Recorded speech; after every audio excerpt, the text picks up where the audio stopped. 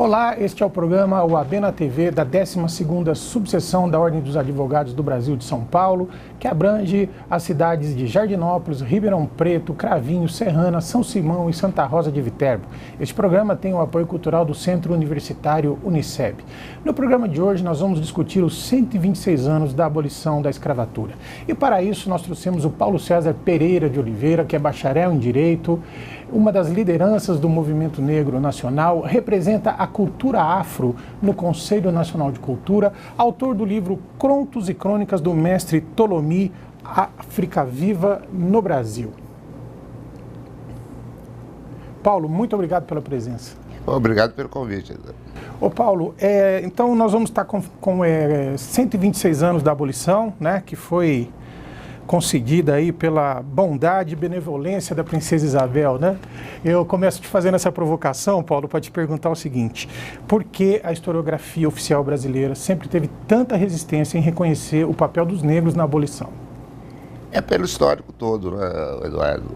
Quer dizer, é um histórico de luta, de resistência, né? E é uma negação desse papel. Para você ter uma ideia, nós chamamos de abolição inacabada, porque não se deu até hoje. Falam muitos Estados Unidos que aqui não haveria segregação como lá. Na abolição norte-americana, cada ex-escravo recebeu 10 acres e uma mula. No Brasil, nos transformaram em mula na pós-abolição. E quando você acha assim, que começou a abolição, o movimento abolicionista brasileiro, no seu entender, começa quando? Olha, o movimento abolicionista começa desde do tráfico, né? Quem viu aquele filme Amistade, né? Tem uma cena impactante em que, para resistir à escravidão, uma mãe se joga do navio junto com seu filho. Então, desde que o primeiro negro coloca os pés nas Américas, que ele começa a resistir de diversas formas, né? Muitos se suicidando, fugindo, formando quilombos, né? Nós temos aí já reconhecidos mais de 5 mil quilombos hoje no Brasil, né? O movimento quilombola está aí reconhecido pelo Estado brasileiro. Então, essa resistência se deu de diversas formas. O não reconhecimento não reconhecer humanidade e resistência, ou seja, querer passar. Aliás, a previsão, né, logo no início do período republicano, logo depois no pós-abolição, há relatos de deputados e do governo brasileiro dizendo, né, que o negro acabaria no Brasil em 20 anos. E aí se promove uma imigração em massa, né? De 1890 a 920, aí em 30 anos, entram 3 milhões só de italianos no Brasil. O primeiro Código Penal da República, 1890, 2 anos depois da abolição, não é isso? Sim. Eu acho que a gente pode dizer, sem medo de errar, que é um código absolutamente racista, não é isso, Paulo? Tem uma modificação na lei que é bastante emblemático disso, né? A redução da maioridade penal de 14 para 9 anos. 9 anos. E a justificativa? E a justificativa de Nina Rodrigues, né, o pai dos antropólogos brasileiros, né, que diz que por serem os negros precoces na sua tendência à criminalidade, deveria se baixar a idade penal. Então, as FUNABEM, as FEBEM da vida começa a ser criada com esse Código Penal. E a criminalização da capoeira, das religiões africanas também, né? Sim, mas aí é um dado extremamente racista e um papel ideológico que desempenha a Igreja Católica, né? Primeiro, quando o Papa Nicolau V cria a primeira legislação, através da Bula Romana Pontifex, que autoriza o tráfico de negros na condição de escravizados, nesse momento, para algumas regiões de Portugal, e que acaba se transformando na lei que permite também a escravização de negros para as Américas. Nesse momento de início de escravidão, gera um problema de consciência nos católicos racistas, né? O que permitiria escravizar um outro povo em função da sua origem ou cor de pele. E aí nega-se humanidade a esse povo. Mas como negar a humanidade a um portador de cultura? Nego-lhe cultura. Então, assim, nego-lhe valor cultural. Na época da escravidão, você vai ter a negação da condição de ser humano. Na abolição, a negação de valor cultural, é isso? As duas coisas estão juntas. A negação de valor cultural permite a coisificação desse indivíduo negro, descendente de africano. No pós-abolição, todas essas marcas negadas durante os quase 400 anos de escravidão, entendeu? Continua a perseguir esse mesmo povo através de várias legislações. Tem um samba que você conhece bem, né? Que diz respeito ao samba, né? Do delegado Chico Palha, que ele não prendia, só batia. Só batia, né? A perseguição aos sambistas, né? Exatamente. Ô Paulo, então a escravidão no Brasil, né, ela não foi apenas econômica, ela foi ideológica, é isso que você está falando? Sem dúvida. Houve toda uma produção ideológica para justificar o racismo. Sem dúvida. Você tem no Padre Vieira, no famoso dos canaviais, né, do textos dele, em que ele diz textualmente, né, que os negros deveriam ser felizes por sofrerem o que Cristo sofreu, ou seja, comer pouco, dormir pouco, trabalhar muito.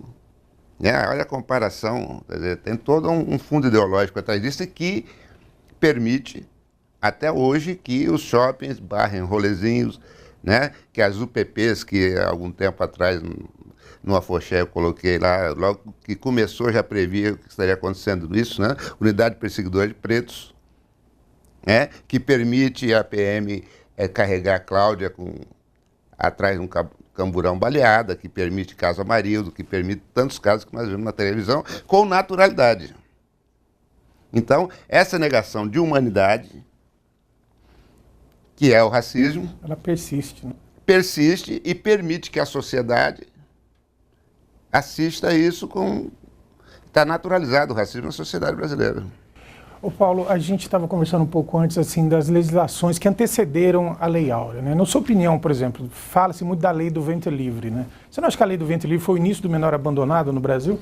Não tenha dúvida, né? Aí surge as famosas roda, a Casa da Roda. Porque a Lei do Ventre Livre era assim, o fazendeiro tinha o direito de ficar com a criança até os 8 anos, aos 8 anos, ou ele recebia uma indenização do Estado ou podia explorar o menino até os 21, não é isso? Sim. E se o Estado pagasse a indenização, o Estado pegava a criança para ele, mas também podia explorar até os 21. Então, que ventre livre é esse? Ele tinha a opção de ser escravo privado ou do Estado, né? Então, e aí cria essas casas da roda, onde as mães abandonavam, né? E aí as senhoras católicas criaram as famosas casas da roda, onde se depositava a criança e permitia que quem quisesse adotasse sem ser visto por quem estava dentro. E a lei do sexagenário, teve algum efeito prático? Olha, segundo muitos estudiosos da época da escravidão, a média de vida de um escravo seria até 21, 22 anos, no máximo. No máximo? No máximo. Que começava a trabalhar com 10 anos, né? Certo. Então, condições? Extremamente precárias, como todos sabem. Então, chegar aos 60 anos, né, se a média do brasileiro branco, à época era 40, é uma piada. Certo. Né? Hoje nós estamos aí comemorando que a média está chegando a 65. Você imagina, há 200 anos atrás era uma piada. E ainda a lei previa que mesmo chegando aos 60, ele teria que, na verdade, ele teria que trabalhar mais 3 anos, então era 63, quer dizer... Sim, e caso um chegasse, quer dizer, iria viver onde e de quê? Você acha que a lei do ventre livre, a lei do sexagenário, na verdade, foi uma lei para tentar amortecer um pouco o movimento abolicionista? Você não faz essa leitura? Sim, como várias leis, né? Temos leis que pegam, leis que não pegam, e para o negro nunca pegou nenhuma lei, né? Nenhuma lei. Nós tivemos também... Em 1850 foi editada a nova lei de terras, né? Essa lei de terras, ela tinha uma finalidade específica, no seu entender? Sem dúvida. Temos que voltar um pouco aí na história, né? Há toda uma pressão por conta da Revolução Industrial Inglesa, e aí os ingleses começam a perseguir e a impor o fim do tráfico para as Américas. E aí o governo brasileiro decide editar uma lei, Eusébio, que proíbe o tráfico. Isso em 1830, né? 50, no mesmo ano. Não, no mesmo ano. Mas já tinha tido uma anterior que não tinha dado certo, Sim, não é isso? mas essa é de 1850, que proíbe o tráfico de africanos para o Brasil. Meses depois, já prevendo a abolição, se faz a lei de terras, que até então as terras eram doadas, eram distribuídas. Não, posse, né? Era posse. Nós temos aqui Mumbuca, que perto foi distribuída aos japoneses e vários outros aí, Brasil afora.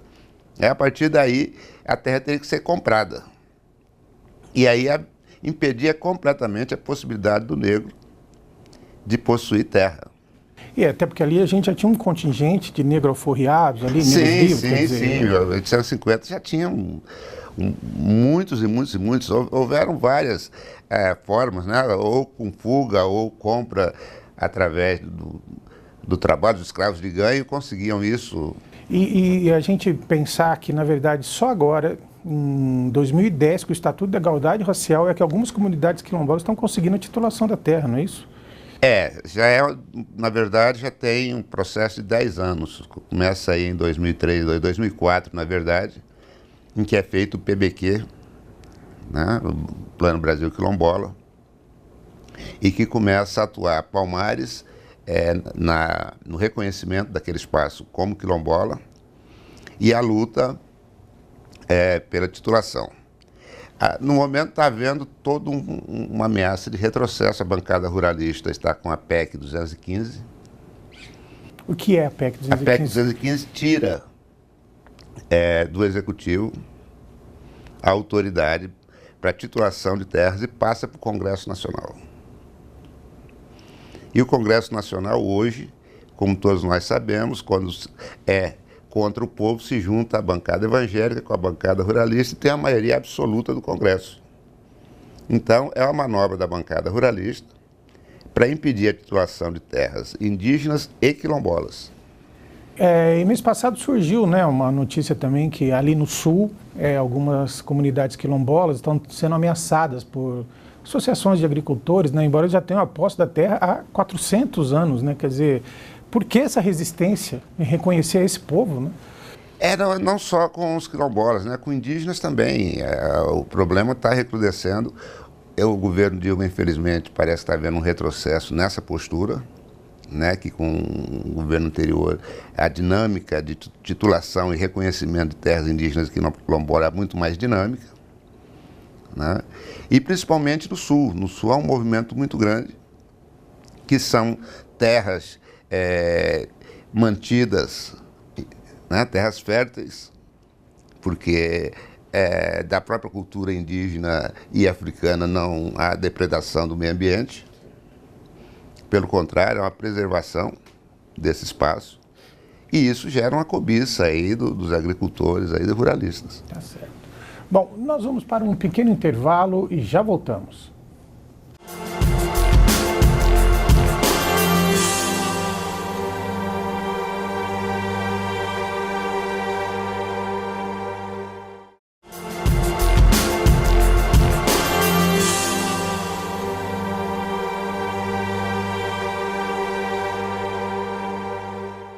Estamos de volta com o programa OAB na TV, que tem o apoio cultural do Centro Universitário Uniceb. Hoje nós estamos aqui com Paulo César Pereira de Oliveira discutindo a questão da abolição dos escravos, que vai se comemorar 126 anos agora, no dia 13 de maio.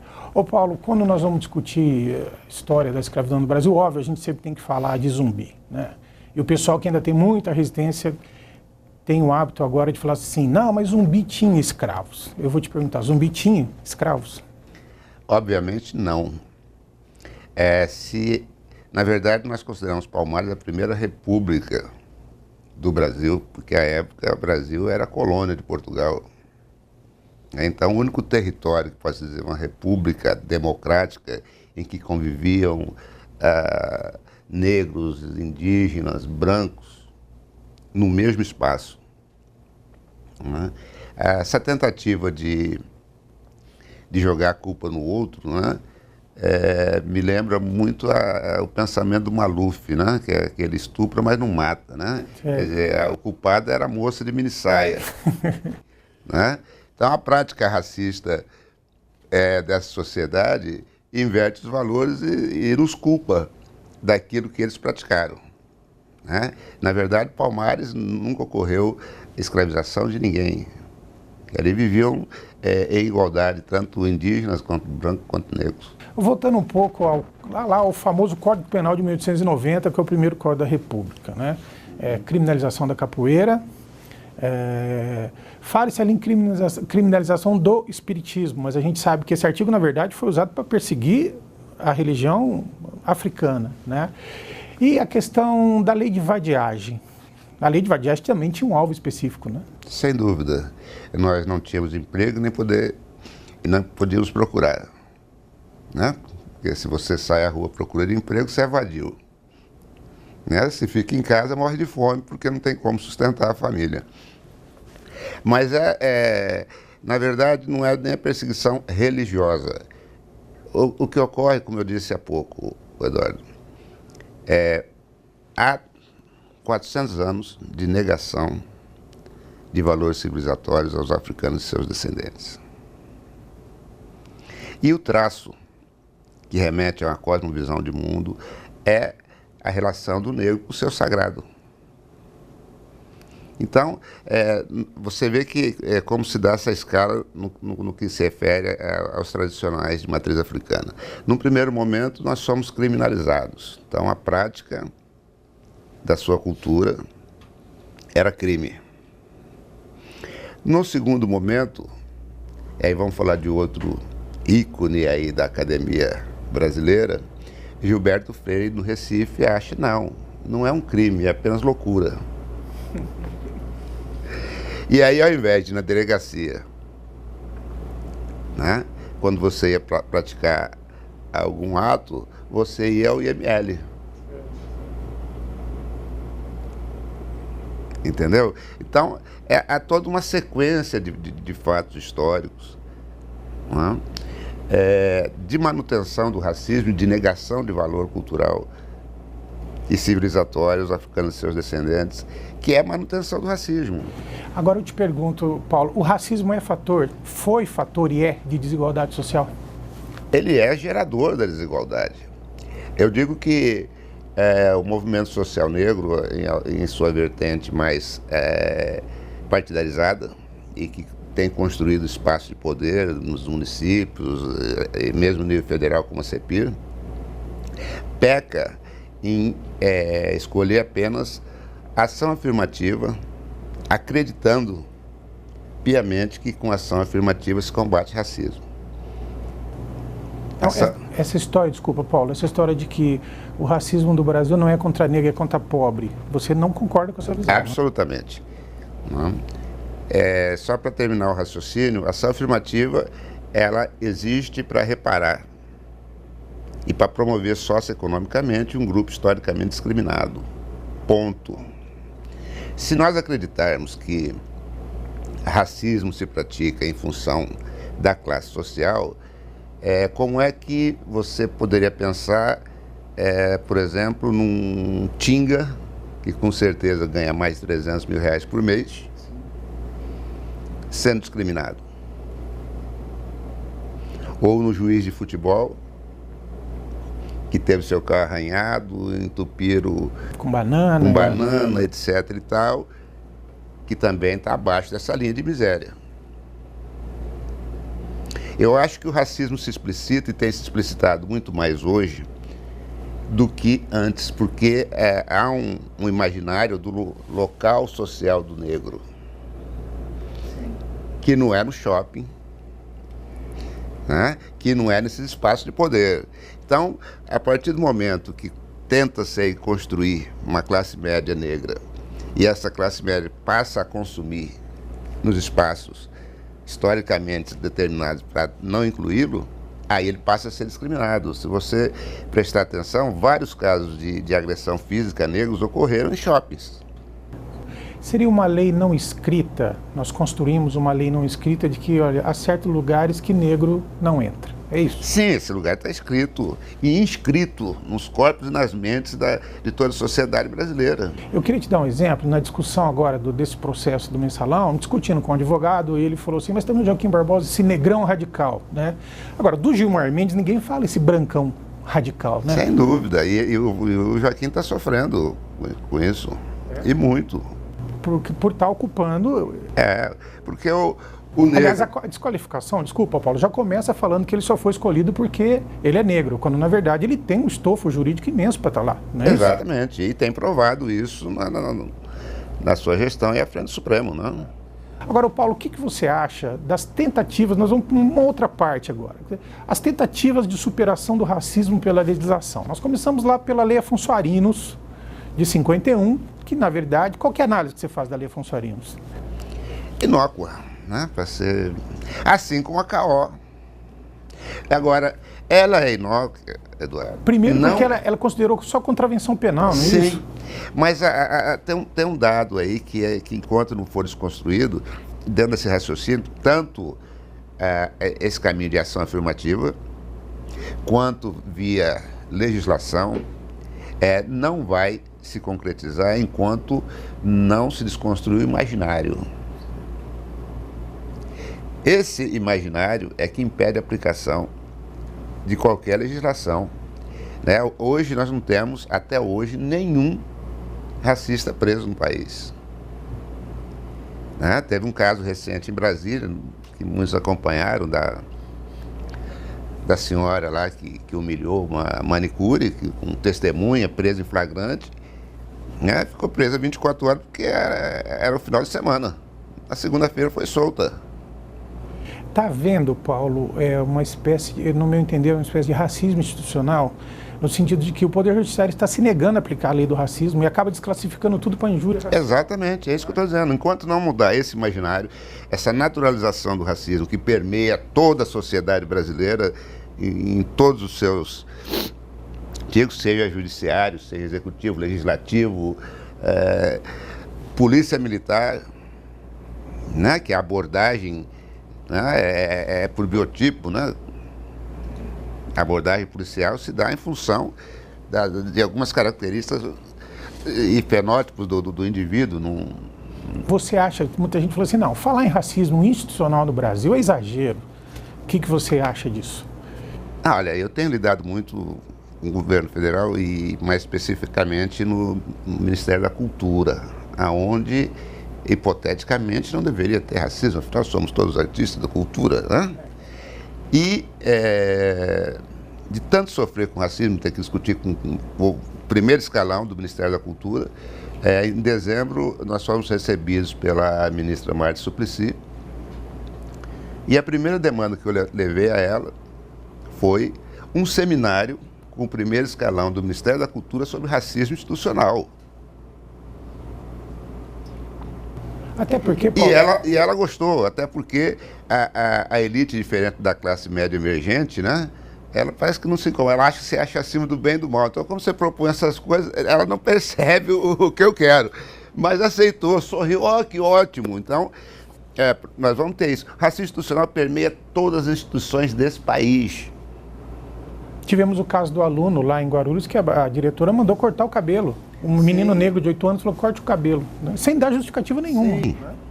Sim, usando ainda o exemplo né, quando se refere à cultura africana, são saberes e fazeres, né? O do branco é cultura, do negro é saberes e fazeres, né? Eu não consigo, ou é folk, ou é folclore. Então há uma hierarquização, né? Nós temos na saúde, detectado pelo próprio Ministério da Saúde, um racismo institucional violentíssimo que provoca a morte. Qual seria esse, Paulo? Em todo sentido, de médicos ginecologistas que se negam a tocar mulheres negras para exame ginecológico. Detectado isso? Detectado. Um dado oficial, tem cartilha dizendo isso e tentando reverter isso. E não custa lembrar que nós temos a suprema vergonha, né, de termos sido condenados por racismo institucional pelo tribunal da OEA, no caso Simone Diniz, não é isso? Aquele anúncio, existe doméstica branca. Sim. E a justiça considerou que não era racismo isso. Exato. Não, fora isso, nós temos na educação a Lei 10.639, que obriga o ensino de história da África, dos africanos e afrodescendentes no Brasil. A simples existência de uma lei que obriga a ensinar a história do continente, de onde a maioria da população desse país é oriunda, já é reconhecimento de racismo institucional. Já é o reconhecimento. Após 11 anos, nós não temos a aplicação dessa lei em nenhuma cidade brasileira. O que nós temos, no máximo, são pinceladas ou atividades esporádicas, né? Enquanto deveria ser uma coisa de formação continuada para professores, e não só para professores, para todos os trabalhadores da área de educação. E não temos isso. Como é que você vê a resistência ao feriado do Dia da Consciência Negra? Olha, o feriado da Consciência Negra é o único feriado do povo. Nenhum outro feriado foi construído de baixo para cima como o 20 de novembro. Não, o único feriado que não é nenhuma outorga do Estado brasileiro, como todos os outros. Foi uma conquista do movimento social. Uma conquista do movimento social negro. E isso incomoda profundamente. Ele não é um feriado religioso. E pior que isso, há o reconhecimento por parte da sociedade desse feriado. Nenhum outro feriado você vê as pessoas indo às ruas, né, fazendo diversas manifestações, seminários, discussões. Os outros são outorgas, então tá bom, eu fico em casa. Zumbi não está bom, nós vamos à rua. Certo. E vamos celebrar o 20 de novembro. Paulo, então, explica pra gente, por que o movimento negro considera, então, a abolição inacabada? Exatamente por isso, o 13 nos foi dado como se fosse uma dádiva e não fruto de uma luta histórica. O movimento negro, reconhecendo isso, optou pelo 20 de novembro. Nós tratamos o 3 de maio como um Dia Nacional de Combate à Discriminação Racial. Não há celebração. O 20 de novembro é exatamente o contraponto ao 3 de maio. Quer dizer, a preocupação do movimento também é com o 14 de maio, o 15 de maio, o 15 né, Paulo? de maio, exatamente, que está inacabada. Como citamos aí vários casos de racismo, e a coisa está aí até hoje, né? O programa de hoje foi com o Paulo César Pereira de Oliveira, representante da cultura afro no Conselho Nacional de Cultura, autor do livro Contos e Crônicas do Mestre Tolomi, África Viva no Brasil. Paulo, eu queria te agradecer demais a sua presença aqui, a colaboração com o nosso programa. Eu que agradeço, Edu, a você, a Ordem dos Advogados, né, pela oportunidade de, mais uma vez, estar levando aí à sociedade essa discussão de combate ao racismo. Obrigado, Paulo. Este foi o programa UAB na TV da 12ª subseção, com apoio cultural do Centro Universitário Uniceb. Muito obrigado pela audiência. Semana que vem nós estaremos de volta.